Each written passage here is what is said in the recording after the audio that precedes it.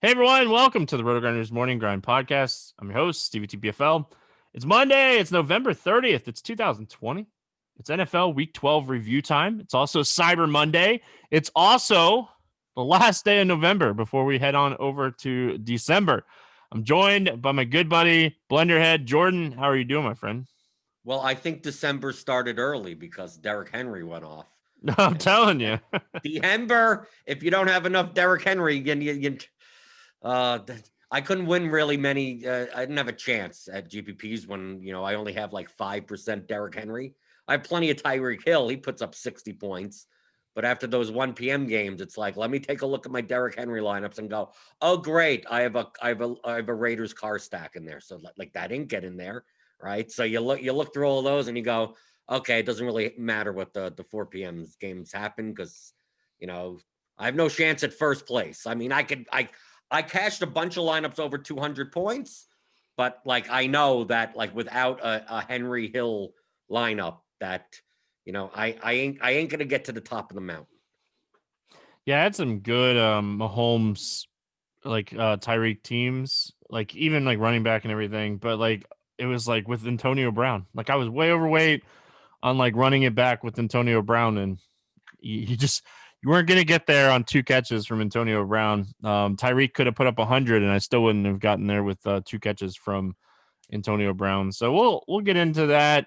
If you guys haven't or ever watched or listened to the show, we're going to go over our cash lineups. Jordan's going to kind of go through what he was thinking were the chalk options, and then we'll go over our separate cash lineups, and then we'll talk some tournaments, some decisions that we might have made, some decisions that we've saw with some lineups, looking at results DB on RotoGrinders. This tool is awesome. You should be doing this every week for every sport. You should be doing it all the time, trying to get better with your process. And that's what we're here to try to help you with each and every Monday. So let's start with cash. I'll let you kind of run through what you were looking at heading into the week for cash games. Okay, well the cash construction yesterday dealt with. I mean, there were 2v2s to choose, but most likely you were building from the perspective of going up in one running back spot and going down in one wide receiver spot. So if you played a lineup that did that, most likely it's the same types of players. Like that was the sharp build. Whether or not it gets there, like the thing is, when you're looking to results DB, it's not about what happened. It's about what did sharper players do, regardless if they didn't cash. So like I take a look at my lineup. My cash lineup scored 125.08. It was massively duplicated. And it wasn't like it was a 2v2 off the blitz optimal, but it was also duplicated by a lot of sharp players that I respect, that obviously I don't talk to, but I look at it and go, okay, what did this guy do? What did that guy do? What did this player do? And like I'm just seeing, like I look at my score and I go, wow, like we have like a 54-way tie and a double up, and I see who's in that tie, and I go, well, I respect this player and I respect that player. So it's like I made a lot the same choices that a lot of players that I learned how to play cash games from like did. So like, yes, I was like 2 points off the cash line in a lot of double ups. I ended up like winning like 45% of my head-to-head, so it wasn't like a death day or anything. But the build built around essentially Dalvin Cook at running back. You were plugging him in. You were plugging in. You were probably playing Cook, Brian Hill, and Nyheim Hines at running back. There were builds that involved playing like a Gallman or playing I don't think Jordan Wilkins was necessarily a sharp play in cash when Hines is only 4,600 with 600 more. There were builds with James Robinson, but that meant you had to go down twice at wide receiver. So most probably, if you played at least 2 of Cook, Hill, and Hines, you were on the sharp build. At wide receiver, you most definitely were playing Justin Jefferson with no Thielen. You most likely were playing Calvin Ridley with no Julio. Yet there were builds that you didn't have to play Ridley. If you didn't play Ridley, you probably played James Robinson, and you did better. And you did better with that build. But once Julio was ruled out, and against the Raiders at home, you play Calvin Ridley at 7,100. At the cheap wide receiver position, that's where you could have gone. I don't call you crazy for a lot of what you could have done at the 3K wide receiver range. The chalk was Keelan Cole. He was the one that was in my lineup. But if you wanted to play LaVisca Chenault instead for 300 less, if that fit, if you needed the 300, that was fine. If you played Gabriel Davis, that's not crazy at 3K for the Bills. If you played Andy Isabella, I thought that was at the bottom of the list, but I don't call you nuts for doing so. If you played Denzel Mims instead, okay. I mean, you most likely were playing some 3K range wide receiver. And then at quarterback really depended on what you did at tight end. So at tight end, if you paid up, you played for Kelsey. There were builds that had Waller in it, but my feeling was if you're going to pay $6,000 for a tight end, get another $1,000 and pay for Kelsey, because I'll trust Kelsey over. I'll trust Patrick Mahomes' Chiefs offense over the Raiders' offense with Derek Carr. But if you played Waller, that's fine. If you punted at tight end, you most likely played Kyle Rudolph, because Thielen's out and they have a very condensed offense, and that meant whether or not you paid up or down at quarterback. If you paid up, you probably played Mahomes, right? You got your 35 points. If you paid down, you most likely played Ryan Fitzpatrick, who was perfectly fine at 19 points. Anything outside of that, if you played Josh Allen, I think that's okay. If you played Derek Carr, I know he only got 4.6 points against the Falcons defense. It's Derek Carr. You have to live with your process. If you played Matt Ryan instead, okay, I get it. But against the Jets defense, probably Fitzpatrick projected better than those other quarterbacks, that he was the de facto pay down option. And then if you had lineups if you played Diggs over Ridley, okay, I don't see anything wrong with that. Ridley projected better. If you played a mid-range wide receiver like Devontae Parker, or you played who else was here? Devontae Parker, Robbie Anderson, like those were fine, I think, in a vacuum players. Like I would have loved to play Devontae Parker. I would have loved to play Robbie Anderson instead of a 3K wide receiver. Just that how am I doing that with, I need to play Dalvin Cook. Like I don't think that construction, I don't think if you didn't pay down at a 3K wide receiver, I don't think that construction was sharp. Even though obviously the construction with mid-range wide receivers actually got there better. So it's more of a results versus process, but most sharp players pay down at one wide receiver slot. And then defense is defense. If you paid for the Saints, fine, great. Giants, Saints, Giants, and if you paid down, you probably played the Jets or the Vikings or the Raiders or the Broncos. Defense is defense, so I'm not gonna. There's nothing crazy. Whatever defense fits, you can't go wrong. But based on the differences between the $250 double up and the $25 double up, like literally, like it's nearly my cash lineup. I mean, the Cook, Hill, Hines, Jefferson, Ridley, Kelsey, Fitzpatrick, Cole, and then a defense. And then I played the Vikings defense and scored 125.08. In the high, it actually cashed on some higher stakes double ups more so than the lower stakes double ups. But like, I don't think you needed to pay for Keenan Allen. I think if you played Keenan Allen, you should have played Tyreek Hill, or should have played Ridley, or should have played Diggs. The Chargers had a 24 implied team total, and Keenan Allen is 8,000 now. And Eckler's back, and Eckler is going to steal targets. So to me, Keenan Allen was, yes, he has a floor. I get it. I don't think you're nuts for playing Keenan Allen in cash yesterday, but based on the construction and based on how the players projected out, guys like Ridley projected better, Tyreek Hill projected better, Stephon Diggs projected better, and have higher ceilings than Keenan Allen playing as an underdog to the Bills. So I think in general, I think that's it. Anyone that I didn't mention most likely did not fit into what would be considered an optimal median cash lineup with no correlation, and you're just playing double ups. Obviously, Stevie, you play a quote main lineup that you play in single entry, so I can understand that if you throw in some more correlations into it. Yeah, so I scored 131 with my main lineup. 3 mans, double ups, $50 single entry, stuff like that. And like, so I debated. I ended up playing Keenan Allen, and I debated Keenan Allen or Tyreek Hill. Like, I debated this for 2.5 days.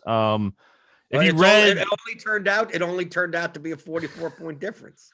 If you read like expert survey, if you read everything that I like and listened to everything I said, like I love Tyreek Hill this week. I couldn't get off of like Keenan Allen safe in my head, and like it was a 1v1. I wish I could have back.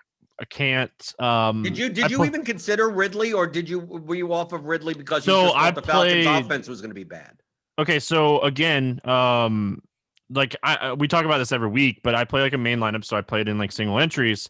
I played Hayden Hurst with Hill to get off of Ridley. I knew Ridley would be chalk. I saw so many ways for Ridley to bust that I was like, I'm just going to be different. So like I played Jefferson, I played Devontae Parker.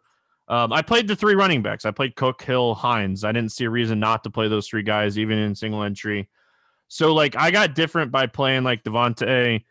I got different by playing like Hayden Hurst. So I tried to be different with Atlanta, knowing that Atlanta would be popular with Julio out. And Hurst, he scored 8 points at 3,900. He didn't burn me. Devontae Parker had a great game, 23 fantasy points. Jefferson had a great game. Like Keenan Allen got that early touchdown. I'm like, all right, even if Tyreek goes off like I expect him to, I'm not going to be too far behind. But did not expect Tyreek to 200 yards in the first quarter. So my cash lineup was Fitzpatrick, Cook, Hill, Allen, Jefferson, Parker, Hayden Hurst, Hines, and the Broncos defense. Bronco defense doesn't matter. Like that game was going to be low scoring. I knew it was going to be low scoring, and I didn't even care. Like the Broncos defense was like a team that I played a bunch in tournaments too. Like I thought anybody paying up for the Saints in cash games was crazy, and I know they scored well. I don't care. Like we knew they weren't going to throw a lot, and we knew they were going to run the ball a lot. Like the game was going to be like on paper really fast, low scoring. Like the clock was going to go off really fast. Like Denver, right? I mean, if we saw that game, okay.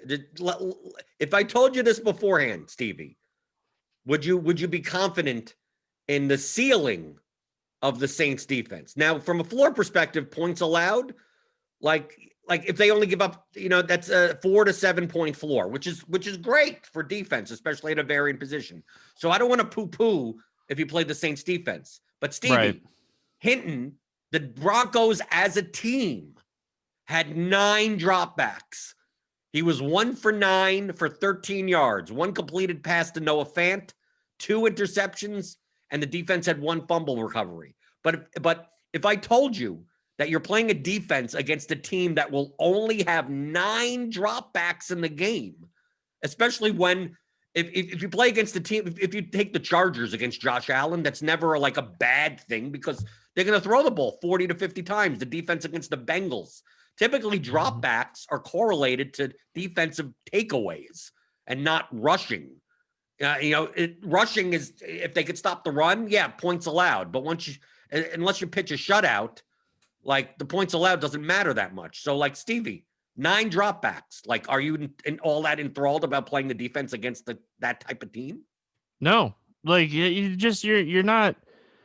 And okay, again, I don't want to poo-poo either. Like anybody that played the Saints, like if you had the money and you liked your build and you ended up on the Saints and you wanted the floor, I get it. Okay, I'm not gonna say that. I'm just saying like if it's like the difference between like I don't know, I just the You wouldn't defense. prioritize it. Like, No, I get, like if you got there, you got there. I that's why I said the Saints were fine for a floor. They got 14 points off of 9 dropbacks.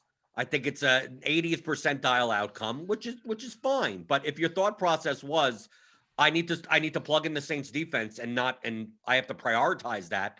And if I need to go down from I can't play Justin Jefferson, I got to play someone else. Like, no, don't prioritize defense for the sake of the rest of your line.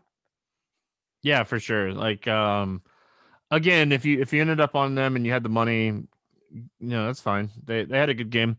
You knew they were gonna score less than 10 points, so like you knew the floor was really high.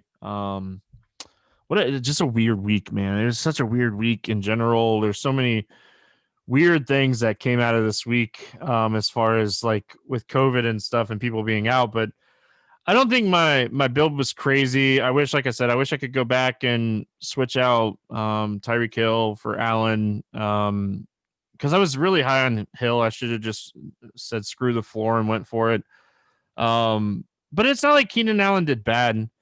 He only scored 16 at 8K, but 16 points at 8K is not going to kill you typically in cash. Like, I missed cashing by less than a point in double ups. I did really well in like 3-man. So like it wasn't a bad week.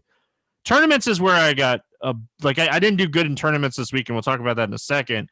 But like I faded Derrick Henry. So like obviously we'll get into that in a minute, but it was just one of those weeks where you could have went Kyle Rudolph at tight end, like if you were going down. I think that like it was very viable this week, in my opinion, to play 3 Minnesota guys in cash games. Like when you're considering like the price for like Rudolph, we didn't expect Dalvin Cook to do as bad. Like if you were playing on FanDuel, there was a way like on FanDuel not to play Dalvin Cook at his price. But on DraftKings at 9,500 with Hill at 4K, with Hines at 4,600, Gallman was cheap. There was a couple other cheap pieces. Keelan Cole, you mentioned him at wide receiver. Like, and like when Tua got ruled out too, that opened up Fitzpatrick at 5,500 against the Jets. It was just, there was so many ways to get to Dalvin Cook on DraftKings. On FanDuel, again, I think like if you went without Dalvin Cook on FanDuel and you went like a Derrick Henry, or even if you went like I saw builds on FanDuel go Hill, Gallman, Hines, that made sense. You could pay up at wide receiver. You could pay up. You could get Patrick Mahomes. So I think FanDuel and DraftKings, we say this a lot, but I think this week the builds were very different on FanDuel and DraftKings this week. And I think a lot of it had to do with like pricing. Yeah. I mean, the optimals that I looked at, I didn't play on FanDuel. The Cook build was not the optimal build, just based on the pricing. So like, if you didn't play Cook and you got there, you didn't get lucky. I think the sharp lineups were without Cook, but definitely not on DraftKings. And getting into tournaments, you see, I've said this on this show. I've said it on the Theory of DFS podcast that we really have to think in different terms on the new normal of NFL when it comes to the variance between running backs and wide receivers. We see week in and week out this year that chalk running backs are failing at a much higher rate than they've done the past 10 years. I mean, like in general, where it doesn't mean, oh, this guy's going to be chalk, I got to fade him because, Dalvin Cook's been chalk and gotten 50 points. So it's not a byproduct of ownership, just a byproduct of running back variance in general. When you have Jacoby Brissett getting 2 quarterback sneaks as the backup quarterback for the Colts and getting touchdowns that way, it's just taking points away from Hines, taking points away from Wilkins. We have Chubb and Hunt in the Browns. It could have easily been Hunt with 2 touchdowns and not Chubb. It could have easily, we have Ito Smith getting a touchdown instead of Brian Hill. Their teams are rotating running backs much more often than they've done in the past. And it comes down to who feels like getting the goal line work and whether or not they convert. Because Hines had a chance to convert and he got stuffed. We had, Drake Drake could have had 3 touchdowns yesterday. He had 1. We have Gallman it came down to them just running him in 4 times for him to get his first touchdown because he got stuffed 2 or 3 times. So it really depends on the play calling, if they're going to do a play action, if they're going to just run with the offense that's currently out there. So you see like Tony Pollard's in getting the touchdown instead of Zeke Elliott, that type of thing, that it's more likely I'm going to differentiate at running back more often than wide receiver. To me, in GPPs, wide receiver slots are built around stacks. What games am I stacking? The quarterback, 2 pass catchers, 1 run back, and they're all receiving options. And then the running backs are the ones where that could be a one-off, but then I increase my running back pool. So I'm playing more Gallman. I chose the wrong running backs. That was the problem. I had Hunt, I had Gallman, I had Jacobs, I had Jordan Wilkins. I played a ton of Jordan Wilkins at 4K at different than Hines. I played some Derrick Henry, but only 5%. I played some Austin Eckler. I played a bunch of James Robinson because his ownership came down with Brian Hill opening up and that construction being a little bit weird. So I played Kenyon Drake. I had played him in 3 lineups. 3 out of 100, so it's not like I had much of him. But I'm much more inclined to, is this guy possible? Is this guy get goal line carries to some extent and play the roulette game at running back and then save my, 50% of my lineups yesterday were centered around Chiefs Buccaneers. So I had Mahomes stacks in a third of my lineups. I had Brady stacks in 20% of my lineups. I was rotating Brown, Godwin, and Evans in like all of those lineups. It's basically just give me 3+1s and whatever the 1 is. And I had Gronk in there sometimes. Like I just basically focused around that game. I kind of full faded practically the Chargers-Bills game. And other than a couple of one-offs, I played a couple of Josh Allen stacks. So obviously, without Derrick Henry in my lineup, I had plenty of Tyreek Hill. But I had in those lineups, I have Brian Hill. In those lineups, I have Jordan Wilkins with 8 points, or I have Josh Jacobs with garbage. Something like all my lineups kind of look like that. I had one doing pretty well in the flea flicker, which is the $5 multi-entry with 25K to first. I just needed Sammy Watkins to do something in the double stack with Tyreek Hill, and obviously he didn't get there. So really consider that just because a running back is high owned doesn't mean you don't play him, but just understand that I think the variance at the running back position is not like season long, where over the course of 17 weeks it balances out, right? You get the points over the course of time, but from a week to week basis, the touchdowns are just all over the place. And all these guys' ceilings are tied to touchdowns. So don't feel like you have to jam in. Like, I don't feel like, I'm going to have like 4 running backs in my pool and then just play a bunch of stacks. It's like, no, to me, it's like, let me target 2 or 3 games for my stacks and then rotate 15 running backs. And then hopefully I get the right combo of the game and the running back. So that's how I've been approaching this year. But it's kind of the opposite of how many people, many sharp players even, have focused around the past couple of years where, I could put in Le'Veon Bell as a bell cow for the Steelers. I could put David Johnson, bell cow. I could put Todd Gurley, bell cow for the Rams. I could put in, all those guys and then just, rotate my stacks and I get enough points and I win. Like, it doesn't work like that anymore. Yeah, and there's it seems like especially this year, there's 1 to 3 cheap running backs that are viable every week, it seems like. So you don't have I played a ton of James White. James White had 2 touchdowns. I played a ton of James White too. Right. Yeah. I look at those running backs in that range. Truthfully, Stevie, we all played Brian Hill, right? We all did, okay. And you should have. Okay. Right, you should have. Okay, he projected well. Okay, I'm gonna make a slight point when it comes to variance.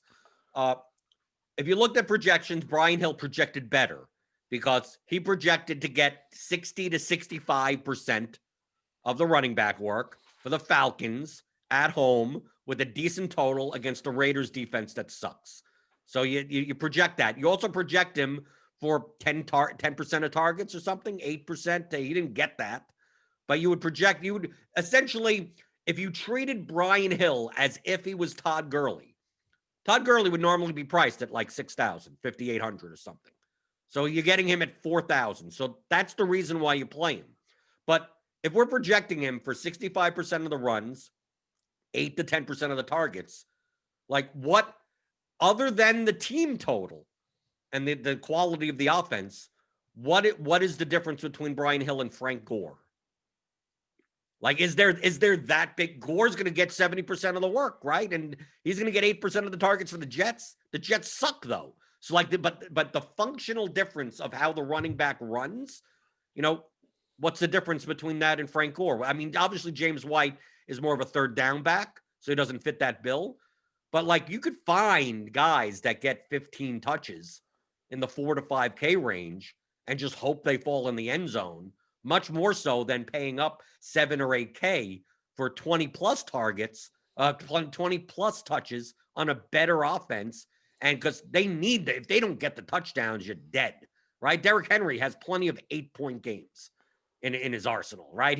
We have James Conner that he could get 90% of the work. He goes 24 for 90 with no touchdowns. And you're sitting there, with 2 catches and he's 12 points. And you're like, well, what happened there?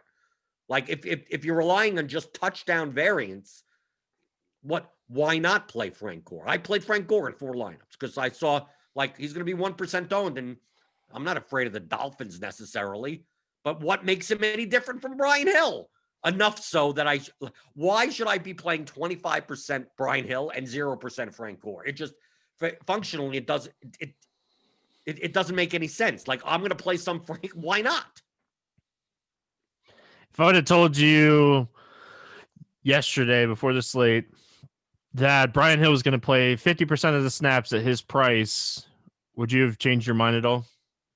Probably not. And if you told me the Falcons put up 40 plus points, I would start actually increasing my exposure. Yeah, like, that's what he played. He played 50% of the snaps. Like, it's just, that's how it works. That's how it works.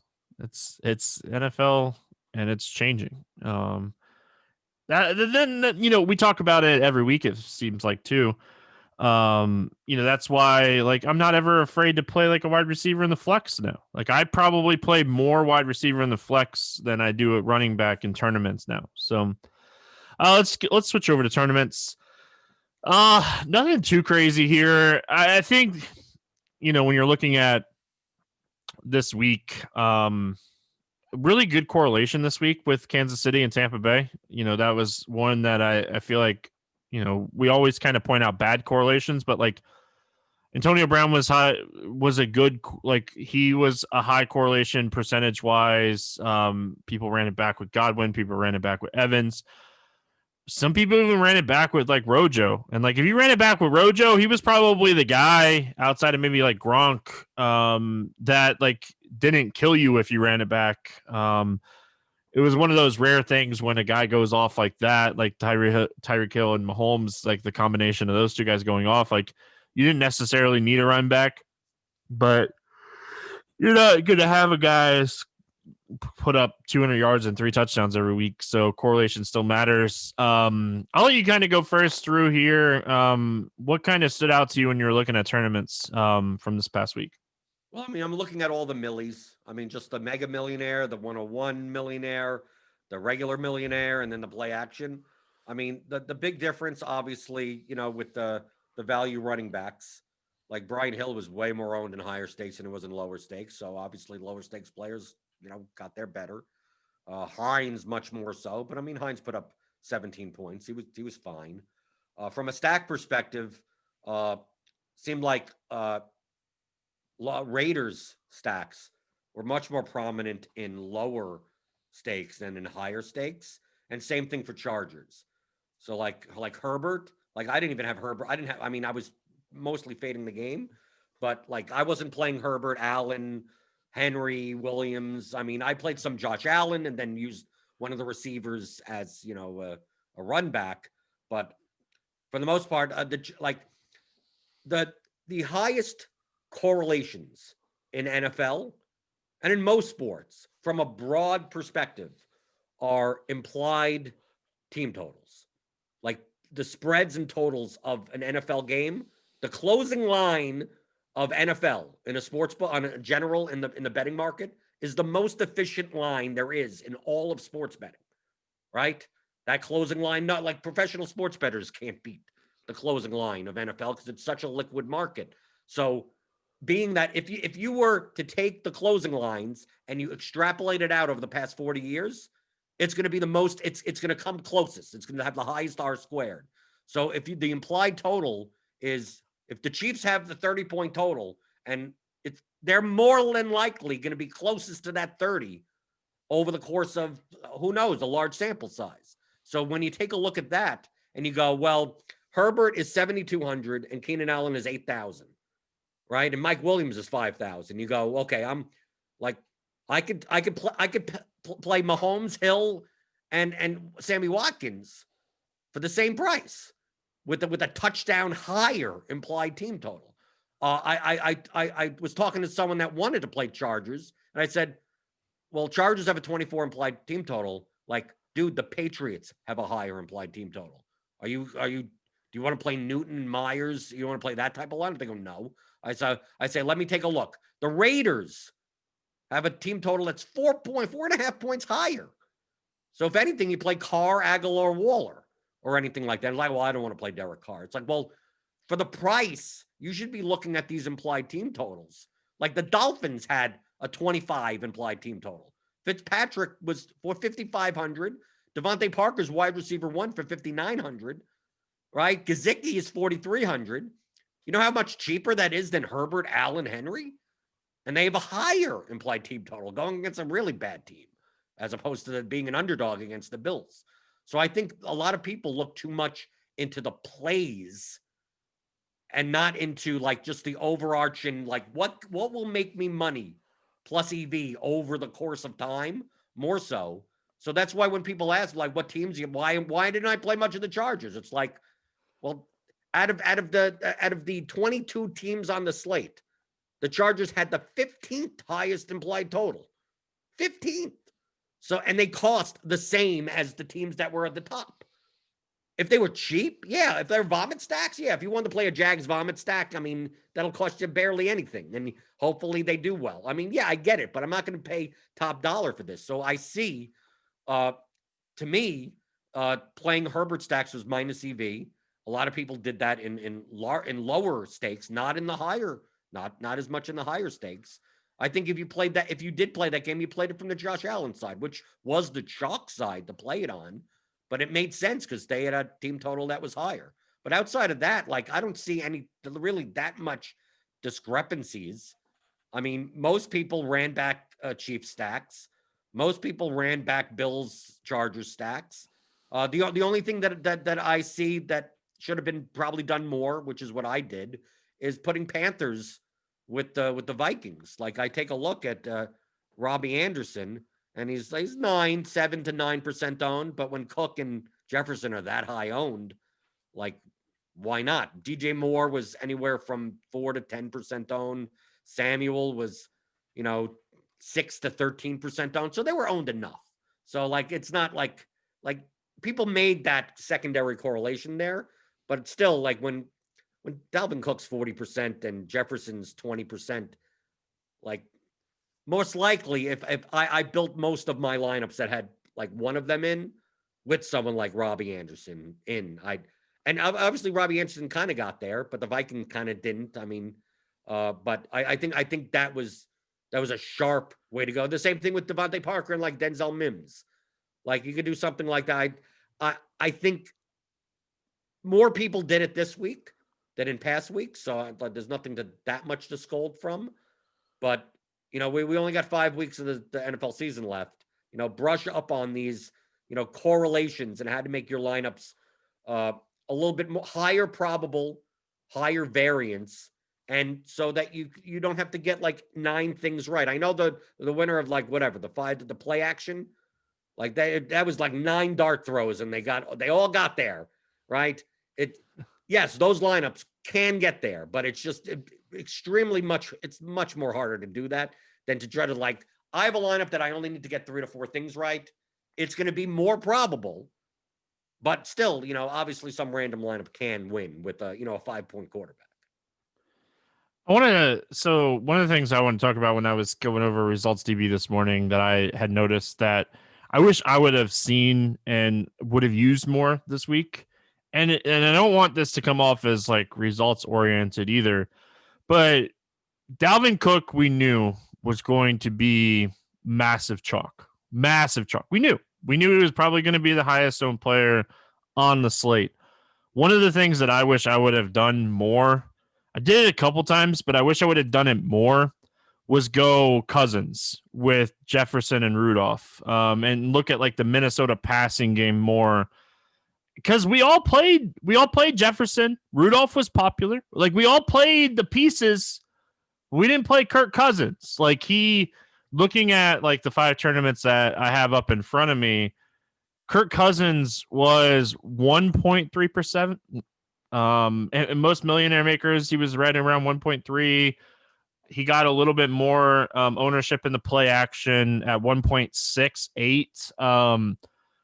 Jordan, that's one of those ones that I wish I could go back and I was like, man, I probably should have did that more, because we were playing Jefferson and there was, like you said, there was plenty of pieces to run it back with on Carolina. You could run it back with Mike Davis if you wanted to, Anderson, DJ Moore, Curtis Samuel. There was 4 legit run backs on the Carolina side of things, and I don't know how all of them scored. I know Anderson scored decent. Like, he was my main run back. I had some Mike Davis. I think he scored like 10 fantasy points. But Kirk Cousins put up 30 fantasy points. Dalvin Cook busted, and we should have looked at using more Cousins to pivot off of Dalvin Cook with the passing game. And if Dalvin Cook was going to bust, Cousins probably was going to have a good game if they were going to win, and that's exactly what happened. No, I understand it. I didn't do it, but I was more focused on the Kansas City Tampa Bay game. So, because I'm building a lot of multi-entry lineups. So, like, I did consider Cousins. I exactly what you said is like, this is perfect leverage off of Dalvin Cook. I could build Cousins, Jefferson, Rudolph, run it back with Robbie Anderson. Okay, now if I'm playing 100 lineups, it's like, okay, I have to dedicate a lineup to that. Well, then I probably also want to have DJ Moore as a run back also in that type of lineup. Okay, so I need a second lineup for that. How about Curtis Samuel? Okay, I need a third lineup for that. And then I also have, obviously, the running back slots that I'm flipping around. And I'm going, okay, so maybe I have to make, out of 100, I have to make, to feel comfortable, to the money that I want to invest in this, probably have to make 8 to 10 lineups that have this thing in it with Kirk Cousins. Well, I need to compare that to what else I'm doing. Like, how many lineups and how much money am I allocating to this? I went with the decision of, I think the Chargers-Bills game is overowned. I think that the Raiders-Falcons game is going to be a little overowned, but I'm still going to play it, some of it. But I still think, even at the ownership that Mahomes, Hill, Kelsey, and the Bucks were, like, the Bucks really weren't that owned, but the Chiefs were. But I still don't think they were owned enough. I think they were owned, but still under-owned.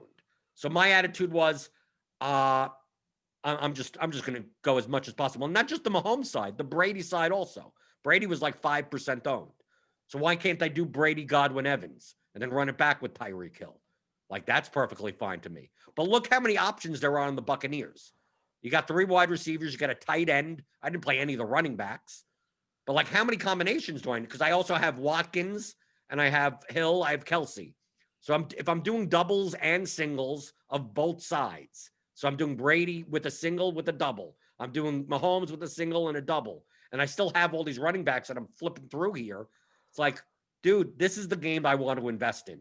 How many lineups do I need in order to feel comfortable with my investment? Well, I needed 60 out of 100. So, like, once now I only have 40 lineups left that I could use. So Cousins, that leverage stack just didn't make it. If I had less exposure to the Chiefs-Bucks game, Cousins would have made it. Bridgewater made it. I did the other way around. I did the Bridgewater stack with the Cook or the Jefferson type of run back type of thing there. So I still mitigated the Cook and Jefferson ownership by adding, a low-owned player, but I thought I was doing that for the Chiefs also. Like, take a look at the Bucs ownership. Antonio Brown in the regular Millie was 11.9% owned. It's a little bit higher than I thought. Godwin was 6, and Evans was about 5. I thought at 5-6% with Godwin and Evans. Like, who cares how owned Tyreek Hill is? Who cares how owned Kelsey and Mahomes are? Watkins ended up coming in at Watkins 5%. So, like, who says Watkins doesn't have 2 touchdowns this game? So I just thought that I more leverage building those types of stacks that I invested more money into. But that's what you need to decide if you're playing lineups. Now, I know you could at home, you're thinking this, going, well, that's nice for you. You have 100 lineups. What happens if you only have 3? Well, you got to do the same thing for 3, right? You have to say, I'm going to play a Mahomes stack with a Bucs run back and go, well, who do I play? Godwin, Evans, or Brown? And, like, obviously, when I'm playing 100 lineups, I'm just going to play 3 of them. I'll play one with each of them. But if you're only playing with 3 lineups, you have to choose. If you're playing with 6 lineups, you have to maybe you want to build all 3 of your lineups with that same stack with a different Buccaneer, and that's what you decide to do this slate. And you're basically all in on that game. That's perfectly fine. It's not a matter of how many lineups you have. It depends on how much are you looking to invest the money-wise on the slate into this team, into this game, into this strategy. I felt like I'm perfectly fine 50 to 60% of my volume in GPP to be on the Chiefs-Bucs game, no matter what the combination. In my single entry builds, I played 6 single entry, 3 max stuff. Like 4 out of the 6 were Mahomes stacks, and 1 was a Brady stack, and the other one was like Matt Ryan. So it's like the same amount of bankroll I'm putting to this game. If that game fails, then I lose, then so be it. And if the Chargers-Bills game goes 50 to 47, then screw it. Then I go to the next week. But no matter how many lineups that you have, like, you still have to assess it the same exact way. It's not just a matter of, well, I could build 100 lineups, so you could do whatever you want. It's like, no, I still built as if, like, a third of my lineups will be this stack and another 20% will be this stack. And it wouldn't have mattered if I had 10, 100, 1,000, 3, anything like that. So, like, don't go to get in the mindset of how many lineups that you need. Just understand that, obviously, with a team like the Buccaneers that spreads the ball around, that you could have chosen to go, okay, in all my lineups, I'm playing Antonio Brown. Well, you did bad if you did that. But it could have been the right thing to do, right? Let's say you say, I'm just going to choose Godwin and have play him. And so I don't have to play 60 lineups, that I could only play 20 of them. Like, if you get the guy right and he puts up 36 points, then you're awesome. You're great. It's just higher variance. It's just a matter of how much risk are you willing to take in that one player versus spreading it out to different players. I know, Stevie, you played Antonio Brown and as the choice between them, but, like, I can't call you wrong for doing that over Godwin or Evans, because any of those 3 could get there. Yeah, and, like, if you're building single entry, 3 entry max, there's some 5 entry max tournaments. There's the play action, which I still think the play action is one of the best tournaments in DFS in the industry. For 20 entry max, like, you just 100K to first, the payout structure is always really good in that tournament. It doesn't matter if you're building 100, 20, 5, 3, 1, you're making these decisions. And like, Jordan talked about it. You look at this slate in general, and you knew you wanted Patrick Mahomes and either Hill or Kelsey in some of your lineups. Like, you that was a stack you wanted on this slate. That stack was getting there. Like, and you have to make the decision. And my decision was Antonio Brown. I think I had 1 or 2 Mike Evans. I don't think I had any Chris Godwin. I know I didn't have any Rojo or Gronk. And it was just one of those weird, like, run backs. Like, the game overall, like, Brady, threw 3 touchdowns, 300 yards. And, like, this is the problem with Tampa Bay every week. And I could say this every week. There's just too many options, and whoever Brady is going to, he's going to go to the open guy, and And if it's could lead Mike to. Evans, he doesn't even have to be open because he'll just force it in there. I don't know if you watched the game, but it was I almost did. brutal to watch. It was Yeah. brutal. Evans made a couple of mistakes. That's cost him the interceptions. Like, Evans was lucky to get to his point total because, like, Brady was just, like, fading, forcing it in. And so if you got 20 points from Evans, you consider yourself, like, extremely lucky because he did not have a good game. He did not. Yeah, and it's at the end of the day, you have to make the decisions. Honestly, when I look at this week, nothing really like the biggest thing that we kind of already talked about it. The biggest thing that stands out to me is like the Saints defense was 28% owned, and they scored 14 points, but like the Rams scored 15, the Dolphins scored 14, the 49ers, who were really cheap, scored 17. Like the Falcons defense, who nobody played against Derek Carr chucking the ball around, scored 28. And like, at the end of the day, it's kind of what you were talking about. Do you want a team that's going to throw the ball 9 times, or do you want a team that's going to throw the ball 40 times when you're looking for defensive ceiling? And that it's a perfect example. Like the Panthers, like Cousins went off. The Panthers had a great game, or the Vikings had a great game, and the Panthers defense still scored 19. Like, defense doesn't matter, Jordan. Like, play the defense that fits in a position that I had some Falcons defense, but I had a big problem in my lineups with my Falcons defense. It had Brian Hill in it because obviously running back defense correlation. It's like, okay, well, that was my best lineup. My best lineup scored like 220 or something in the flea flicker, and I'm sitting there with Mahomes, Hill, Gronkowski, with AJ Brown, with James Robinson, Falcons defense, and like and then I have Watkins and Hill in there, for the double stack, and I'm sitting there just give me a touchdown to Watkins, but like the only reason the Falcons defense is in there because it's like I had the Falcons defense in like 3 lineups. But most likely they're going to be Lions with Brian Hill. So I'm sitting there looking at my 5.5 snowflake, and they're going, well, if you told me before the slate that I would spend 6,300 or something, right, 6,400 on 33 points combined, right, from Brian Hill and the Falcons defense, I would take it. So like I can't be like results oriented. Like, because then you go, oh, if I just didn't have Brian Hill in the lineup, like who else are you going to fit there for 4,000? Like, there's no one else available. But the combined salaries are like playing Derrick Henry in your lineup. So it's like, so why not? I mean, so like I wasn't like tilting of my Brian Hill snowflake. It's just always funny to see, like, you put the correlation in there. It doesn't force it, but it happened to be in that lineup, and it's just weird that the Falcons defense has the highest score while their starting running back is sitting there with garbage. Yeah, happens. it happens. I don't really have anything else. Do you have anything else? No, I don't think so. But if you like these types of like shows, of like review shows, as well as just talk about DFS strategy in general, starting in January 4th for NBA, I'll be doing the DFS. The pregame show is coming back.